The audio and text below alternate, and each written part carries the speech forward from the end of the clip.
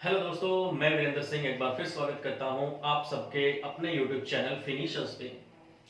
Python की जो हमारी सीरीज चल रही है उस सीरीज में हमने एक टपल या ट्यूपल बोल सकते हो, एक टॉपिक हमने किया था जो एक डेटा टाइप होता है पाइथन लैंग्वेज के अंदर। अगर आप नए स्टूडेंट हैं और आपको नहीं पता है कि पाइथन में डेटा टाइप्स क्या होते हैं तो आप आई बटन पे क्लिक करके हमारी ग्राम सचिव की पाइथन की सीरीज देख सकते हैं। वहां पे हमने डिटेल में एक्सप्लेन किया था पाइथन के डेटा टाइप्स को, जिसमें हमने लिस्ट डेटा टाइप पढ़ा था, सेट डेटा टाइप पढ़ा था, ट्यूपल डेटा टाइप पढ़ा था और डिक्ट यानी कि डिक्शनरी डेटा टाइप पढ़ा था। उनको डिटेल में हमने किया था। तो टपल डेटा टाइप में एक टॉपिक है जो होता है CMP function. C for cat, M for monkey, P for parrot. एक CMP फंक्शन होता है टपल में जिसका यूज किया जाता है। और उसका यूज जानने से पहले मैं बता दूं कि आप लास्ट ईयर HSSC के जो भी एग्जाम उठा के देखेंगे, अगर पाइथन प्रोग्रामिंग से क्वेश्चन आया है तो टपल के इस CMP फंक्शन से 4 से 5 बार क्वेश्चन आया है। तो इसलिए ये बहुत इंपॉर्टेंट हो जाता है आप लोगों को बताना। जब हमने ट्यूपल डेटा टाइप को पढ़ा था तो वहां पे हमने ट्यूपल के बारे में बेसिक से एडवांस लेवल तक का सारा टॉपिक हमने ट्यूपल का कवर किया था। बट फंक्शंस जो होते हैं वो बहुत सारे होते हैं। अब उन फंक्शंस में से हमारे एग्जाम पॉइंट ऑफ व्यू से इंपॉर्टेंट जो फंक्शन है उनको पढ़ना हमारी जिम्मेदारी हो जाती है। उसी को नजर में रखते हुए इस वीडियो में हम डिस्कशन करेंगे इस CMP फंक्शन का। ट्यूपल का एक जो फंक्शन होता है, बेसिकली अगर मैं बात करूं CMP, ये CMP निकला है COMPARE, कंपेयर शब्द से। कंपेयर करने का मतलब होता है तुलना करना। जब भी हम पाइथन प्रोग्रामिंग करते हैं और ट्यूपल डेटा टाइप का यूज करते हैं तो वहां पे हमारे पास एक या एक से ज्यादा ट्यूपल होते हैं या हम क्रिएट करते हैं।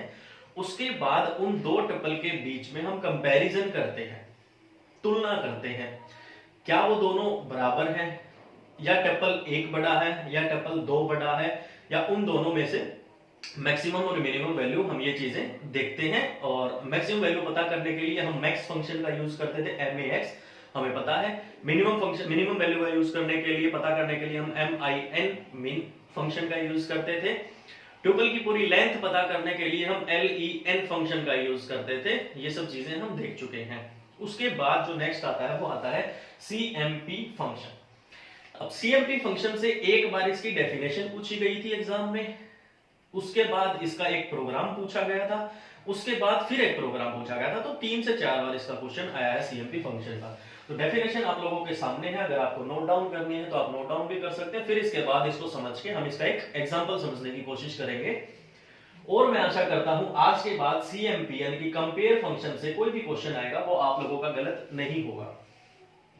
अगर मैं CMP फंक्शन की तुलना करूं तो ट्रिग्नोमेट्री में ऐसे क्वेश्चंस होते हैं जिनका आंसर 1, -1 या 0 आता है। उनकी आप लोगों को ट्रिक सिखाई जाती है, आप लोग उनकी ट्रिक से सीखते हैं कि ऐसा क्वेश्चन आ जाए तो -1 आएगा, ऐसा क्वेश्चन आ जाए तो 0 आएगा। वही होता है। जब भी हम CMP फंक्शन की बात करते हैं तो हमारे पास रिजल्ट जो आता है वो या तो 0 आता है, या 1 आता है, या -1 आता है। तीनों की कंडीशन होती है, 3 कंडीशन होती है। बहुत ही इजी है, आप लोगों को अभी के अभी याद हो जाएंगे और आपका क्वेश्चन कभी गलत नहीं होगा। देखो, this is used to check whether the given tuples are same और नॉट। सेम और नॉट का मतलब क्या है? मान लीजिए ये एक T1 टपल है, ये एक T2 टपल है, या तो ये बराबर होंगे या T1 टपल जो है वो बराबर नहीं होगा T2 टपल के। सेम और नॉट, या तो सेम है, बराबर है, या फिर सेम नहीं है, नॉट इक्वल है। ठीक है। इफ बोथ आर सेम, अगर दोनों सेम है, अगर ये दोनों सेम है, इट विल रिटर्न 0। तो आंसर क्या आएगा? 0 आएगा। ये जानने की कोशिश हमें नहीं करनी कि ऐसा होता क्यों है, हमें सिर्फ आंसर से मतलब होना चाहिए। हमें एक नंबर हमारा पक्का करना है अगर CMP फंक्शन से क्वेश्चन आ गया पेपर में तो। Otherwise return 1। अगर सेम है तो 0, सेम नहीं है तो 1 रिटर्न करेगा। ठीक है जी। If the first tuple is big, अगर T1 जो है, अगर T1 जो है वो बड़ा है T2 से, ये दो टपल लिए हैं मैंने, यहां पे लिख देता हूं tuples. If the first tuple is big, अगर पहला T1 T2 से बड़ा है, इट विल रिटर्न 1। तो क्या आएगा? 1 आंसर आएगा। Otherwise return -1। अगर T1 जो है वो छोटा है T2 से, तो आंसर क्या आएगा हमारा -1 आएगा। ये चार चीजें आप लोगों को ध्यान रखनी है कि अगर दो टपल दिए हुए आपस में बराबर हैं, CMP फंक्शन का यूज अगर किया हुआ है, ये ऐसा आपको लिखा हुआ कहीं पे दिख रहा है CMP, this means compare, comparison हो रहा है दो टपल्स के बीच में। अगर वो बराबर हैं तो आंसर 0 आएगा, अगर वो बराबर नहीं है तो आंसर 1 आएगा।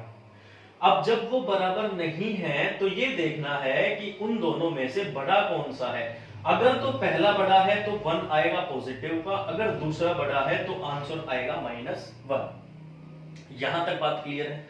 चलिए अब एक एग्जांपल के तौर पे अब हम समझने की कोशिश करते हैं इस CMP फंक्शन के बारे में। मैं यहां पे लिखता हूं CMP ब्रैकेट में T1, T2, ठीक है। यहां पे मैं लिख देता हूं कि these are टपल्स, ये टपल वैल्यू है, दो मैंने टपल लिए हैं T1 और T2। अब मैं क्या करता हूं, एक T1 लेता हूं जिसके अंदर मैं डाल देता हूं 10, 20 और 30। एक मैं T2 लेता हूं जिसके अंदर मैं डाल देता हूं 100, 200, 300, और मैं एक T3 भी ले लेता हूं जिसके अंदर मैं डाल देता हूं 10, 20 और 30। अब जब बात आएगी कंपैरिजन कराने की कि दो टपल्स के बीच में कंपैरिजन होगा कैसे, तो देखो हमें लिखना होता है CMP ब्रैकेट में T1, T2, ठीक है। तो यहाँ पे CMP T1, T2 का क्या मतलब है कि हमें कंपैरिजन करना है, तुलना करनी है T1, T2 के बीच में। T1 में क्या है 10, 20, 30 और T2 में क्या है 100, 200, 300। तो सबसे पहले कंडीशन देखते हैं, क्या T1 और T2 आपस में बराबर हैं? क्या T1, T2 आपस में बराबर हैं? जी नहीं, बराबर नहीं है। अगर बराबर नहीं है तो क्या है फिर, क्या T1 बड़ा है या T2 बड़ा है? तो हमें देखते हैं कि T1 नहीं, T2 हमारा बड़ा है। तो अगर T2 बड़ा होता है तो आउटपुट क्या आता है हमारा -1 आंसर हो जाएगा।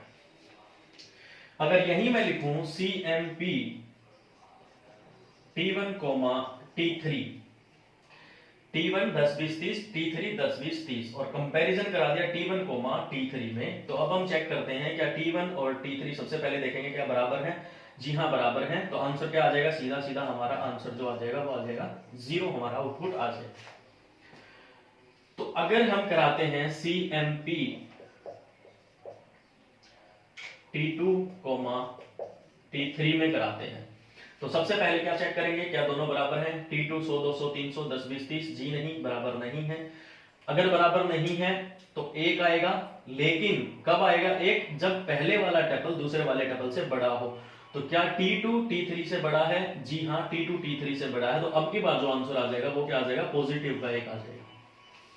तो इस तरीके से आपके एग्जाम में आपको क्वेश्चन लिखा हुआ दिखेगा जहां पे CMP फंक्शन का यूज करके दो टपल या तीन टपल, जितने भी टपल वो देगा, उसके बाद उन टपल्स की वैल्यू लिखी होगी जिनके बीच में कंपैरिजन करवाएगा।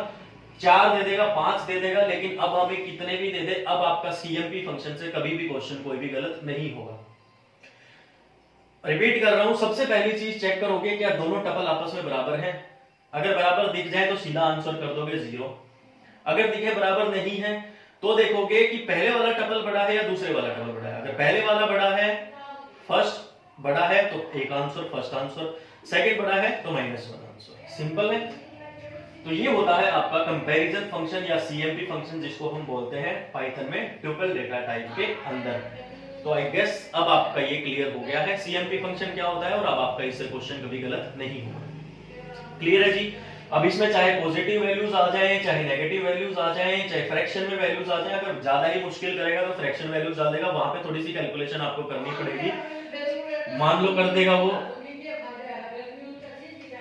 एक टपल में, मान लो वो 1/2 कर देता है, 2/3 कर देता है, एक टपल में 10, 20, 30 रख देता है। तो ये आपको करके देखना पड़ेगा कि 1/2 = 0.5 होता है, 2/3 ये फ्रैक्शन होता है। तो उस हिसाब से आप अपना चेक करके और आंसर कर लेना। क्लियर है दोस्तों। चलिए CMP फंक्शन टपल का इतना ही था। अब नेक्स्ट वीडियो में हम नेक्स्ट टॉपिक के बारे में बात करेंगे। तब तक के लिए हैव ए गुड डे। और वीडियो पसंद आई तो दोस्तों के साथ शेयर जरूर करना और चैनल को सब्सक्राइब जरूर करना। Thank you so much.